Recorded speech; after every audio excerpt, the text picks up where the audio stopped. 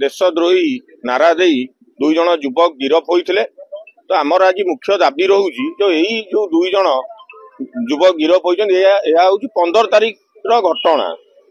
तो 15 तारीख घटना से व्हाट्सएप रे से वीडियो भाइराल होबार लगिला एवं पुलिस प्रशासन निजे तत्परता देखाई निज आड़ू एफआईआर करी तांको गिरफ करिछि।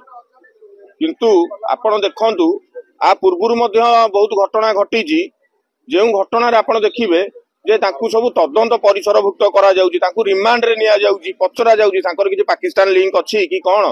किंतु आकु ए जो दुई जन युवक को संगे संगे गिरफ करके तांको कोर्ट फॉरवर्ड कर देले। तांको किछि पचरलेन तांको पछरे किए अछि केउ माने अछंती।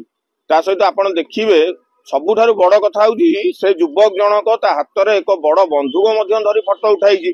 सेटा जेमति लागुछि जे AK-47 से बंधुक से कोउटु आनला। तो आमर संदेह होउछि से जो बंधुक से धरिछि एई थाई पारे से को माद्रासा रे जाई कि किछि ट्रेनिंग नै थिबो नले से पाकिस्तान भी जाई थाई पारे।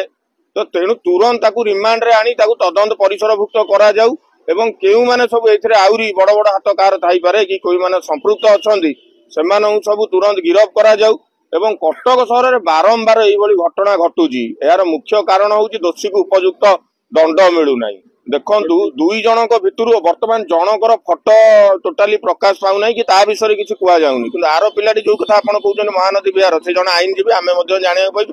ता सहित से बीजेडी दलर उपसभापति अछि बोली मध्ये आमे या जानिया को पाइलु। तो आमर आज मुख्य दाबी होउची ताकू तुरंत रिमांड रे आनी ता तदंत करा जाऊ एवं तांको पछरे कार कार हाथ रही से बंधु कोउट आसिला कोन हला सब तदंत परिसरभुक्त करा जो आमको लगुच जेपरी तार किछि लिंक माने देशद्रोही लिंक थाई पारे।